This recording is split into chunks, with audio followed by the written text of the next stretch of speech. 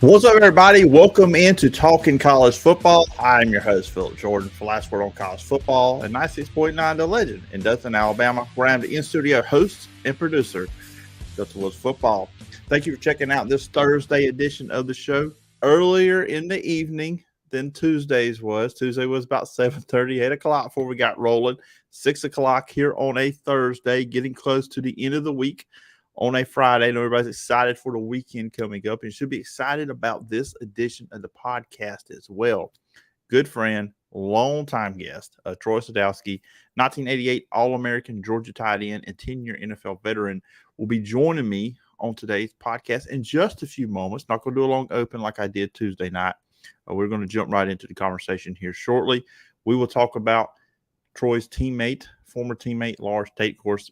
Talked about that a little bit on Tuesday. He passed away, sadly, on Tuesday. So asked Troy. He gave us thoughts. He remembered his former teammate. And also with Troy, we'll talk about the state of college football. Troy's always got interesting thoughts when it comes to where college football is headed. We will discuss that here on the show.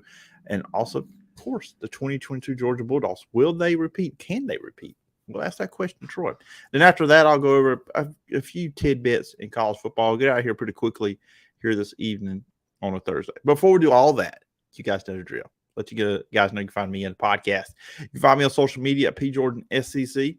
Podcast is available on all your favorite podcast platforms, Apple Podcasts, Spotify, iHeartRadio, wherever you get your podcast. You can check out Talking College Football. Of course, you can check it out over on YouTube. Hope you're watching live. If you are watching the show live right now, and you see here at the bottom of the ticker, it's telling you what to do. If you have a question or a comment, please leave it in the chat area, wherever you're at, YouTube, Twitter, Facebook right now. And if you leave a comment, we're going to talk about it. I will end the show. If there's any comments, any questions throughout this episode of the show, in the live edition, I will answer those on a future edition, on today's edition, actually. I'm used to saying future edition, but on tonight's podcast. Now, if you comment or you leave anything after the show has aired, after we're live, I will read that on the future edition next week. We got some good stuff going next week. I'll let you know about next week with the show at the end of this one. So that's going to be good. And, of course, you can always email me at sports.philipjordan@gmail.com. And, yeah, let's jump into it. Let's talk with Troy Sadowski about the Georgia Bulldogs and much, much more. Joining me on the show today is a longtime friend of the program, Troy Sadowski, 1988 All-American Georgia tight end and 10-year NFL veteran. And Troy, as always, I appreciate you taking the time to come on the show. Oh, again, my pleasure. Anytime, my friend, anytime. Yeah, we're getting close to football season, and we had to talk about the Georgia Bulldogs. But, I wanted to start off. Of course, me and you talked about a little bit off the air before, I was on camera and we hit the record button.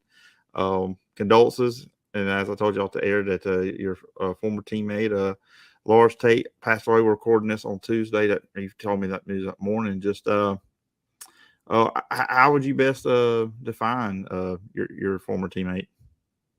Well, not only was he a teammate, he was a friend and a brother, and it hurts every time we get a phone call and we hear something. Earlier this summer, we heard about Kirk Warner, who played tight end in the 80s when I was there as well. The older we get, the more frequent and more we're going to hear about these things. And it is sad, and my thoughts and prayers go out to he and his family and children. It's never easy. It's never the perfect time. And I understand, and I just hope that the Lord's close to them during this time. Yeah, absolutely.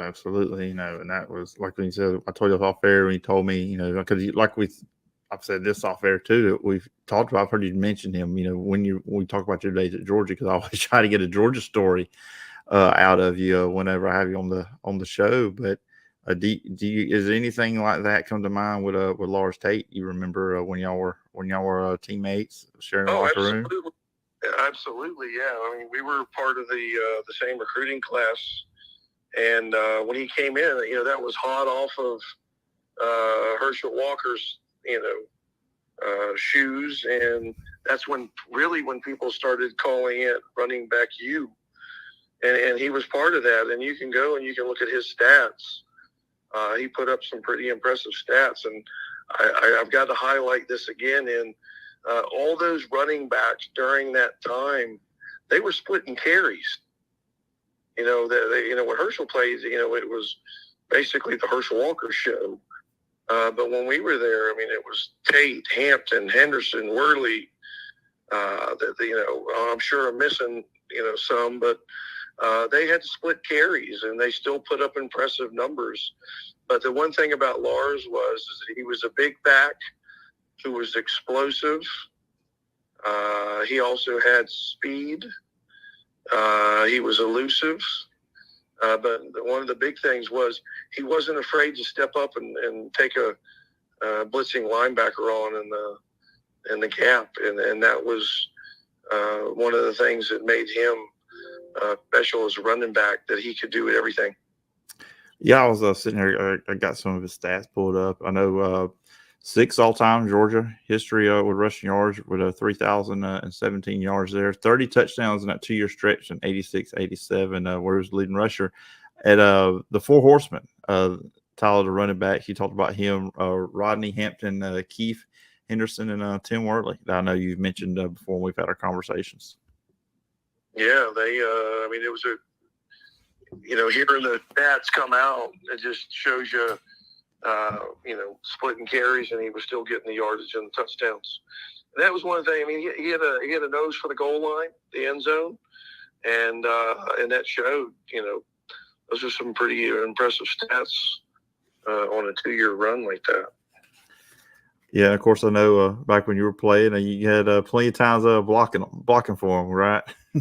Oh, yeah, we were off tackle, toss sweeps all day long.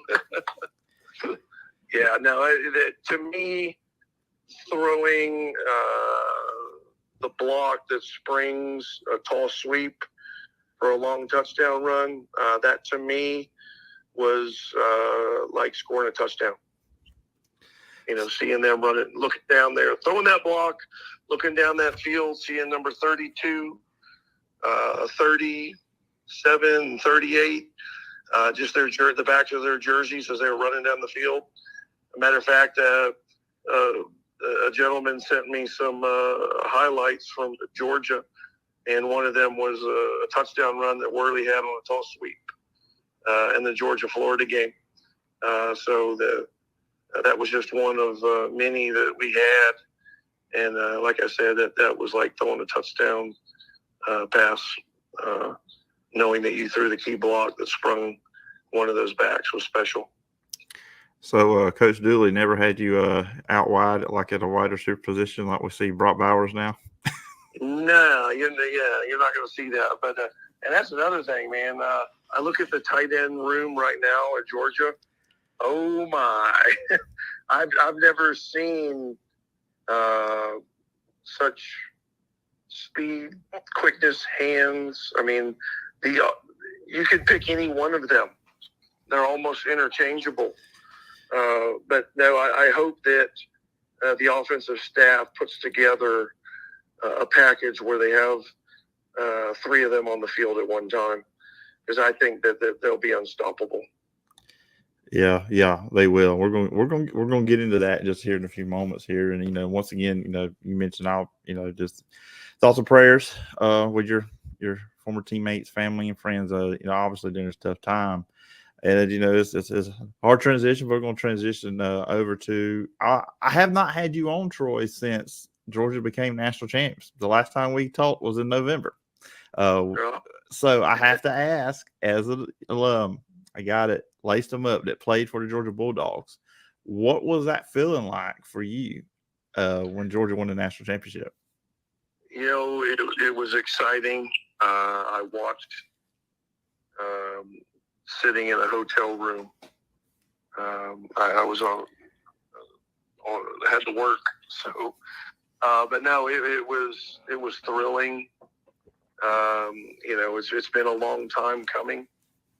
I know that every year everybody has high hopes and expectations, but that was a special team.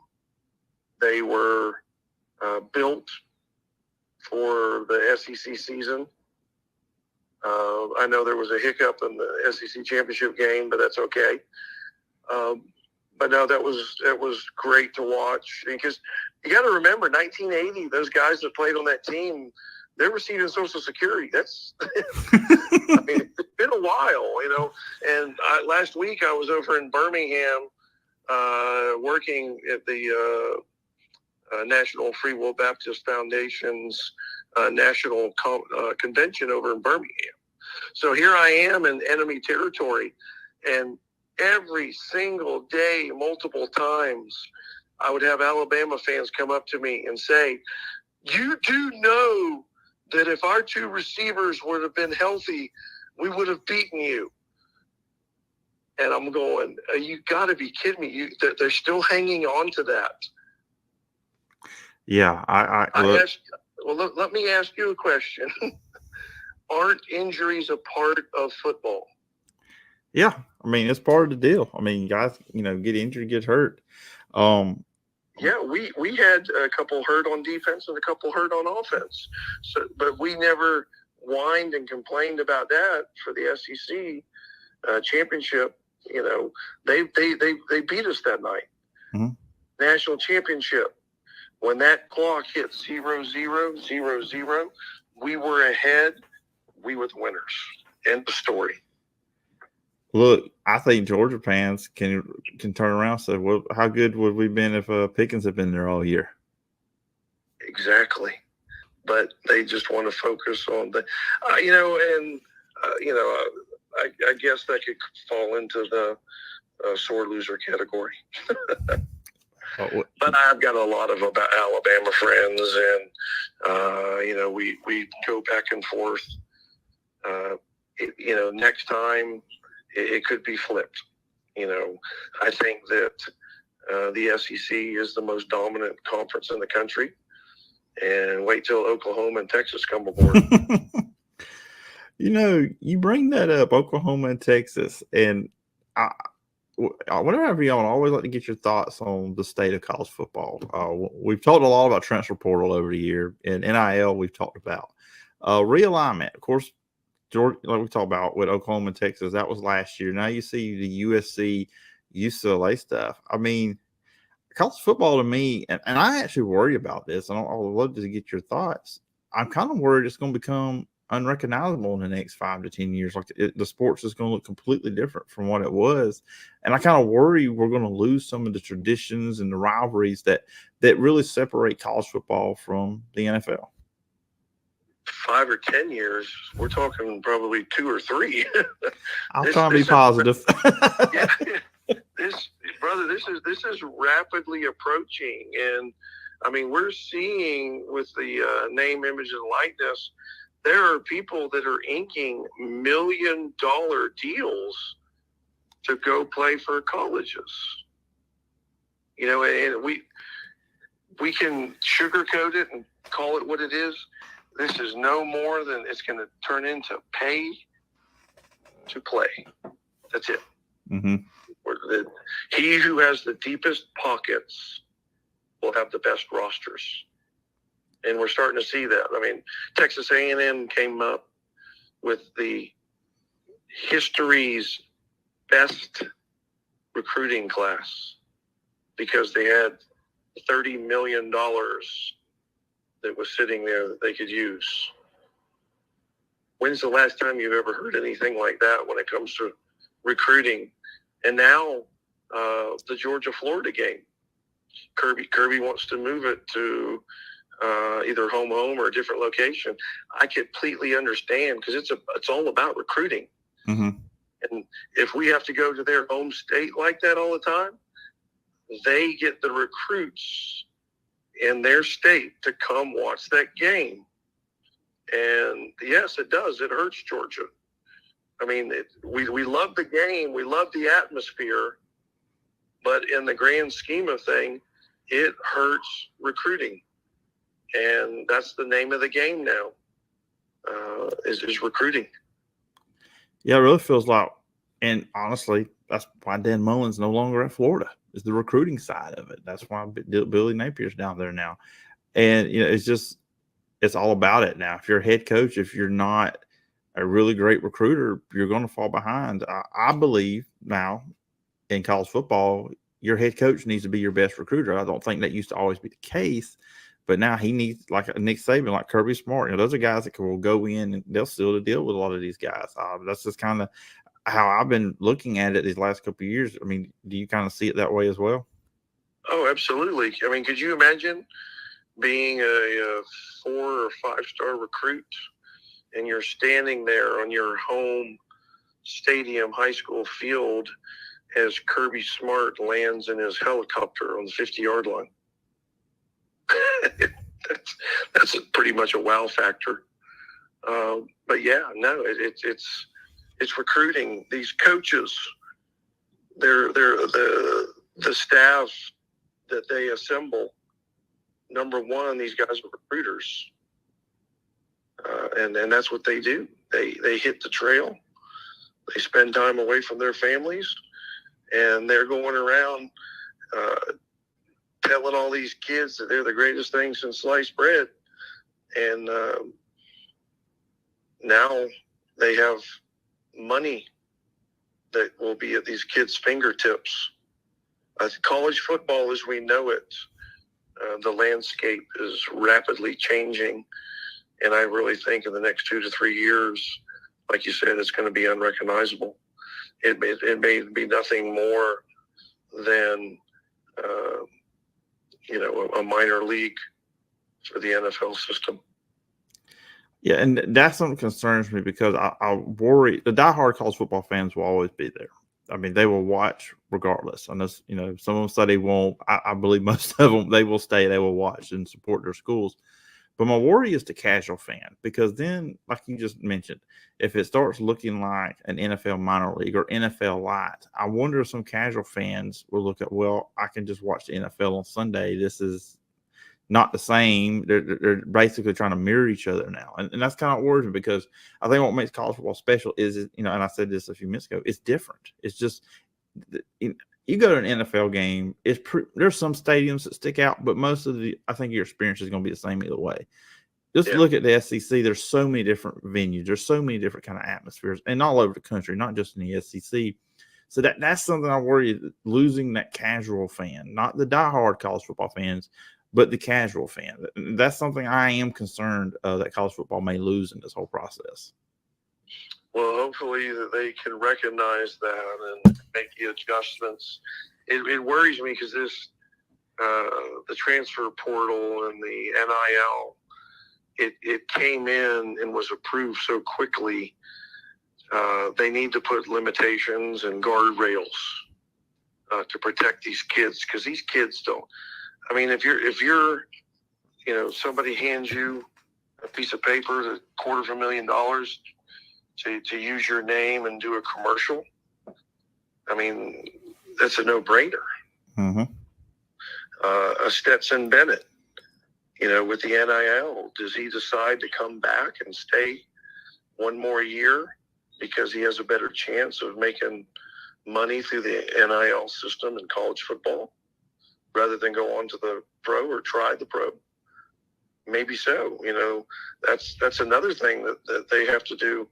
Now they got to juggle the quarterback room, because they got 2 5-stars and a 4-star, and they're in waiting in the bullpen. But yet they have a national championship quarterback that's coming back to play. Does he put up the same type of numbers? Does he put up better numbers? Or does he go out and lay an egg? What if he does that? Then people are going to question, why he came back. Why did you allow him to come back? So it's crazy. It's crazy. Talking about that, I'm going to jump into the upcoming season for Georgia, which, look, I look at the country, I see there's 3 elite teams that win a championship. That's Alabama, Georgia, and Ohio State. But looking at Georgia, and you brought Stetson Bennett, that's the first thing on my notes here about this Georgia team. Despite winning the national championship, and he had one heck of a fourth quarter against Alabama with some of the throws he made. But Troy, it feels like there is still a big chunk of the Georgia fans that don't want him as a starting quarterback, and he just does not get that. He still hasn't gained that respect that I think he deserves, especially after what he did last season and in the national championship.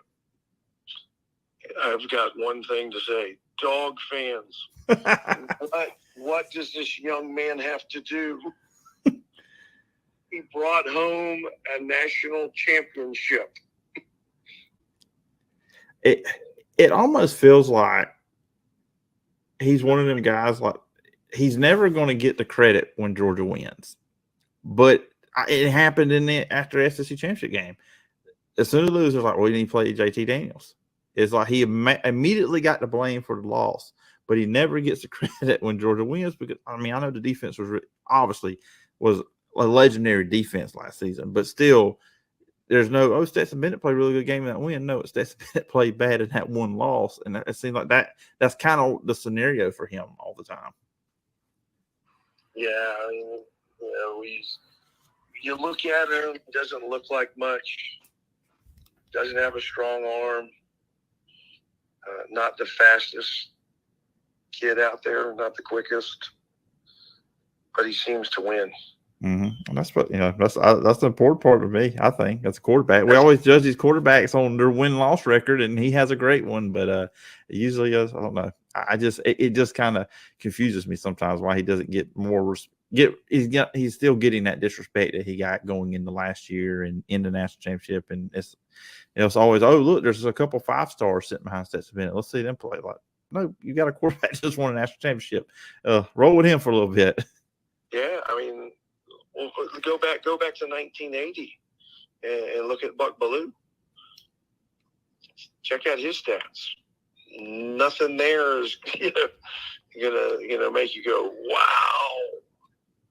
But he had number 34 behind him, and he was a game manager, and he won. Mm-hmm. That's why he's Buck Bellew. That's why he's Stetson Bennett. Both of them have rings because when the game was off the line, they were part of the team that made the plays to bring that ring home. And I hope that Stetson goes out there and puts up a season that's the same, if not better.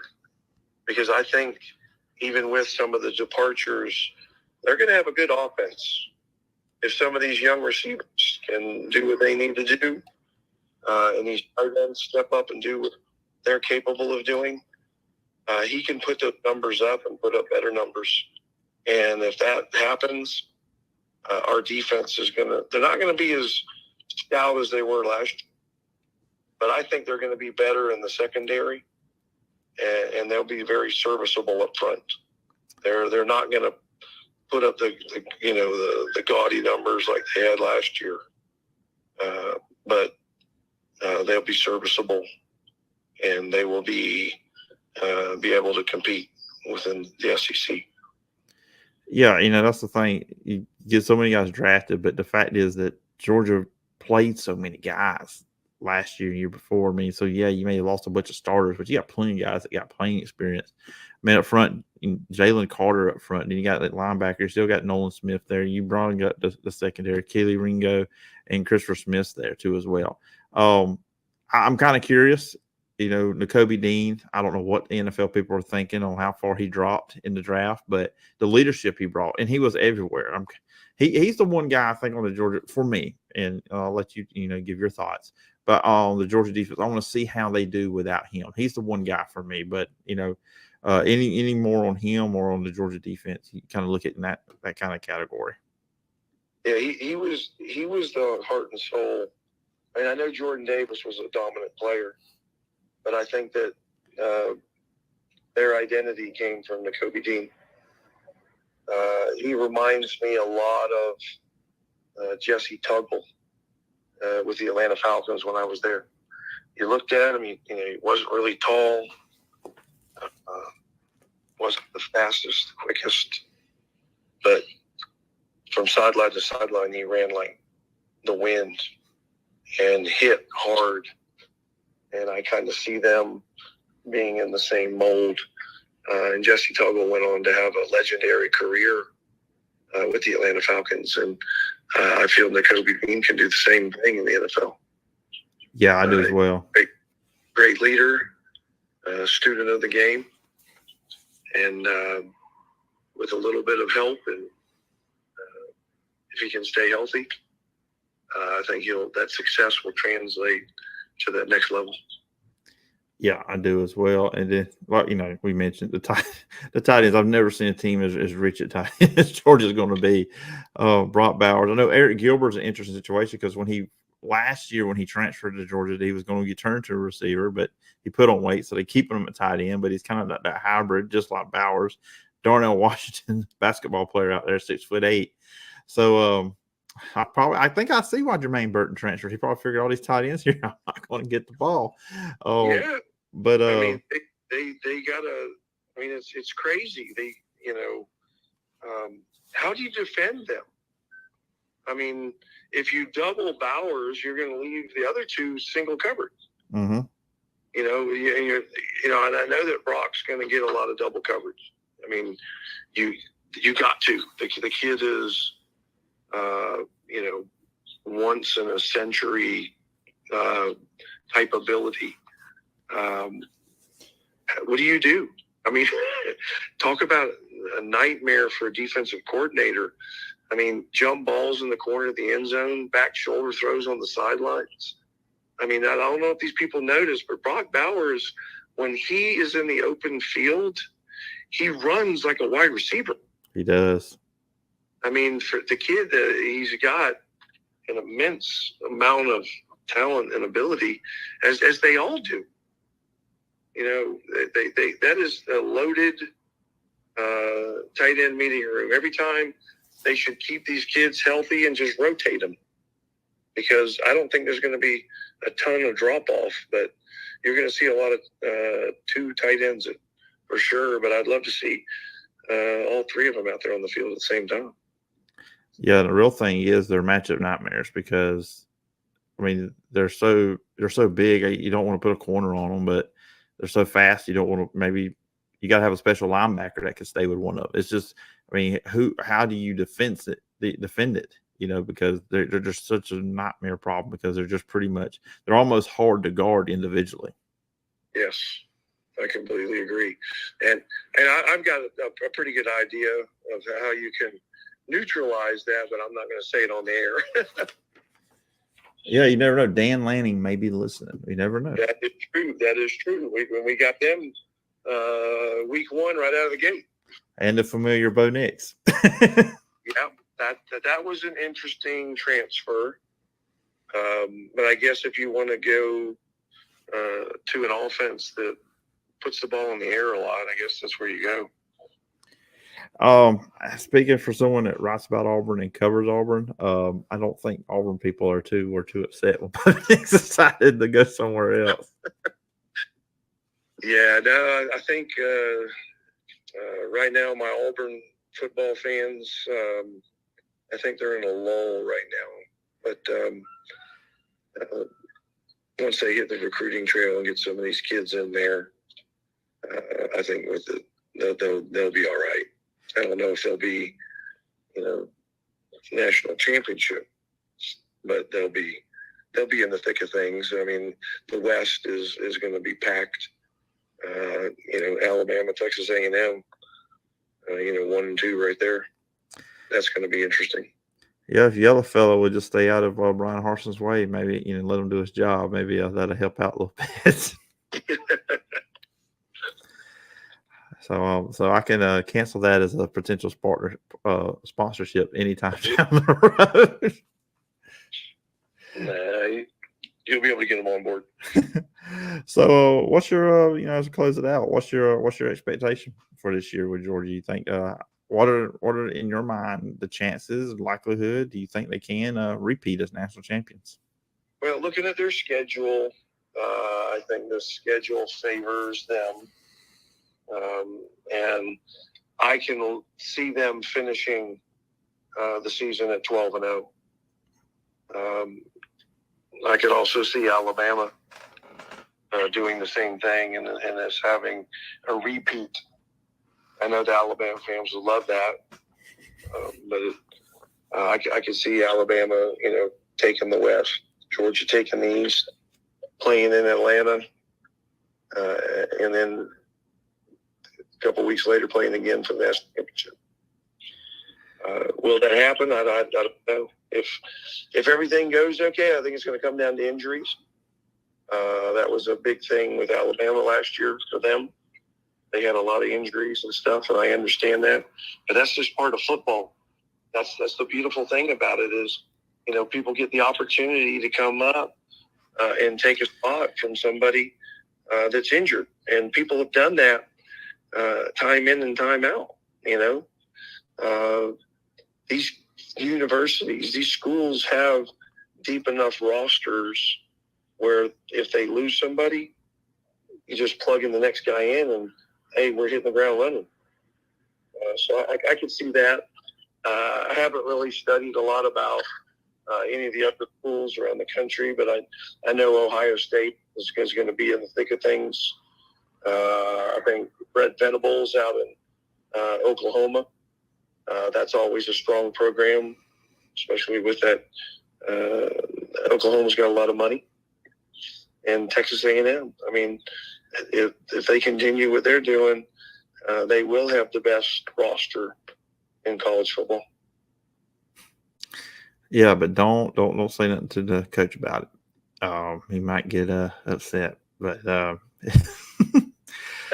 but it's going to be interesting season, Troy. I'm sure we'll talk throughout a few times as the season progresses. I always appreciate you coming on the show, give your insight, that on the field knowledge of the game. Of course, with you playing and playing in the best conference in college football as well. So I do appreciate you coming on the show, and I'll look forward to chatting with you again sometime down the road.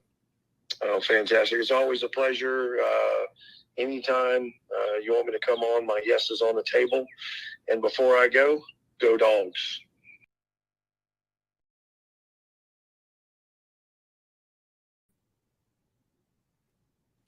All right, everybody. And once again, thanks to Troy Sadowski for coming on the show. Always look forward when Troy comes on the show, on the program. Always a great time talking with Troy. So, Georgia Bulldogs. Be interesting to see what happens with them. And once again, thoughts and prayers go out to the friends and family of Lars Tate. All right, let's look at a couple of news items. And let's see on around college football. 2021 Alabama, was it a rebuilding year? I had an interesting conversation about this with a buddy of mine on Wednesday night, and Nick Saban went on the McElroy and Kubelik in the morning show up in Birmingham, and he said last year we kind of had a rebuilding year. And you look at Alabama, you say, okay, you had two losses, Texas A&M and Georgia in the national championship game. You beat Georgia in the SEC title game, so you were a quarter away from being champions, and who knows what happens.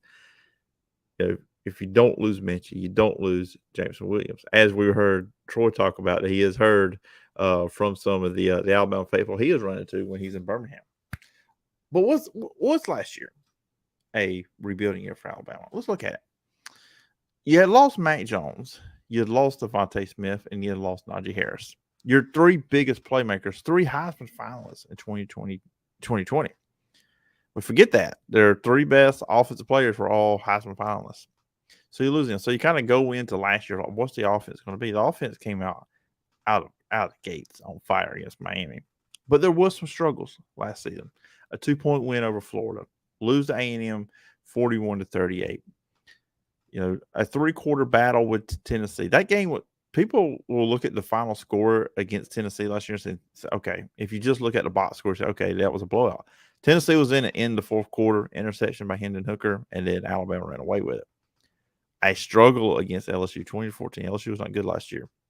42-35 against Arkansas, and then they struggle with Auburn. Then, of course, they win the SEC championship game, then they get to the national championship game and lose to Georgia. That's not Alabama standard. when Alabama teams that get to national championship games usually get there with dominance. And Alabama was not dominant last year.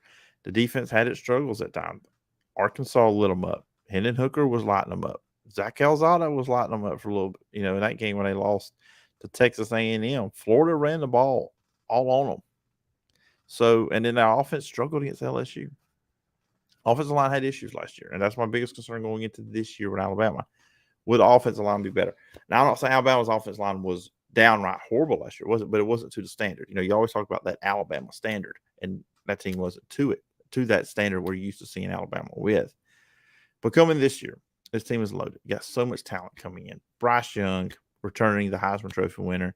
Cameron Latu, the tight end. I'm really intrigued to see his development. Transfers at receiver, Jermaine Burton, who I think will fill the John Mechie role, and then Tyler Harrell coming in from Louisville, I think will fill the Jameson Williams role. They've got some receivers coming up in the depth chart that were there last year. Most of the offensive line is back, so you got that to build on. If those guys can just get better, especially in the big games, because there were times A&M was one of them where it just seemed like, okay, Bryce Young didn't have time against Auburn. He struggled against Auburn. Auburn really good defense last year. On the defense side of the ball, up front on the defense line, you got DJ Dale and you got Brian Young coming back. Linebacker is stacked for Alabama. Will Anderson, Henry Toto, Dallas Turner. Good luck running against this team. And then in the secondary, that's going to be led by Jordan Battle, a future first-round draft pick. I think it's going to be hard to move the ball in Alabama.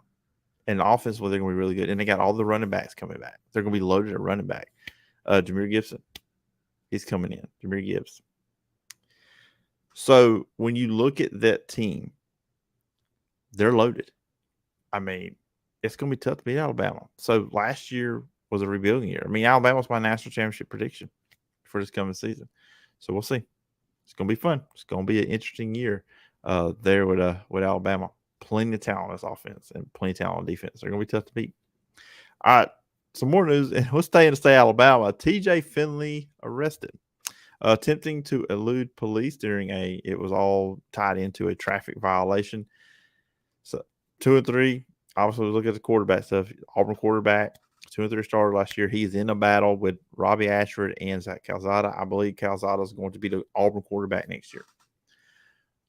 But with this going on, what does that do? What kind of punishment is there for TJ Finley? We'll see. We'll see what happens. I don't think it really impacts the quarterback race, but we'll see what Brian Harsin does. I mean, and this is off of a big Tuesday for TJ Finley. He signed the first NIL deal with Amazon. Man, that's a big property. So just kind of interesting, kind of shocking news to see this week. Didn't really, we'll see. Probably nothing comes out of this, but it is in the news. And then we'll jump out of the SEC. Per CBS Sports, Dennis Dodd. Big Ten no longer as interested. That's the key to that headline. Not as interested. Not saying we're not interested. We're just not as interested in adding Pac-12 schools. Of course, when they added UCLA and USC, got to be a month ago now. Everybody was not. Oregon and Washington, they're coming. Because some other schools in the Pac-12 be coming. Maybe not. According to Dennis Dodd, it looks like the Big Ten is more focused on their 2023 deals and Notre Dame, which, could be, let's see, if Notre Dame stay independent. It looks like that. I mean, that could be a possibility for Notre Dame that they could stay independent. But I don't think that means the Pac-12 safe. By no means with who they got, because the Big 12 is still out there. And I just feel like eventually there's going to be some teams from the Pac-12 going to end up in the Big 12. That's where I think it's going. So if you're a Pac-12 fan watching this or listening to this, I'm sorry to get you, your hopes up there. But I think it does look like that Pac-12's done. I've said it. I'm not backing off of that. But we shall see. We shall see. All right, everybody, that's going to do it for this edition of Talking College Football. Once again, thanks to Troy Sadowski for coming on. This is the second live show I've done. We have not got any live comments or questions or anything like that so far, but we're going to keep chugging on. Not going to give up. We are going to continue doing these live shows. And speaking of that, so this week I jumped into that, doing these shows live and then put them up as podcasts. That will continue next week. I'm going to continue rolling with the live shows, but there's going to be an adjustment. And brace yourself. It will still be at 6, but it's not p.m., 8 a.m. So on Tuesday, get your coffee ready. His breakfast with Phillip Jordan is what it's going to be. We can rebrand to that. No, I can't do that. But anyways, Tuesday morning, 6 o'clock, live on Facebook, on Twitter, and on YouTube. We are going to be talking some football stuff, some sports stuff right here. So it's going to be fun. I'm not a morning person. I am going to wake up at 5 a.m. Now, this is Central Time, people. Central Time. I'm in Alabama. So we're gonna be up and early. But we'll see how it goes. It's gonna be fun. But let's figure we'll switch up on the time. On time. But I hope you guys check it out. And if you're listening to the podcast, as soon as the episode is over on Tuesday morning, I will upload the podcast. So no worries. No worries on that one. Well, anyways, guys, that's it. That's it for today on Thursday. Please go check out the Wiregrass High School Football Report if you're in the Southeast Alabama area. A weekly high school football podcast I do. I had some really cool coaches on this past week. Mark Sieving from Elba and Joshua Thompson from Geneva County. Got more great coaches coming on this week. That will drop on Monday as the per usual with that show. Remember, you can follow on social media at PJordanSEC. The podcast is available on all your favorite podcast platforms. If you are on Apple Podcasts, please follow, rate, and review. Leave a review. I will read it on a future edition of the show. Also on YouTube, go check us out over there. Phillip Jordan Sports YouTube channel. Just hit the subscribe button, hit the bell for all the notifications. And if you leave a comment on any video that was not live, I will read those on a future podcast as well. You can always email me at sports.phillipjordan@gmail.com. Hope everybody has a great weekend. Until Tuesday at 6 a.m. Till next time. Bye-bye.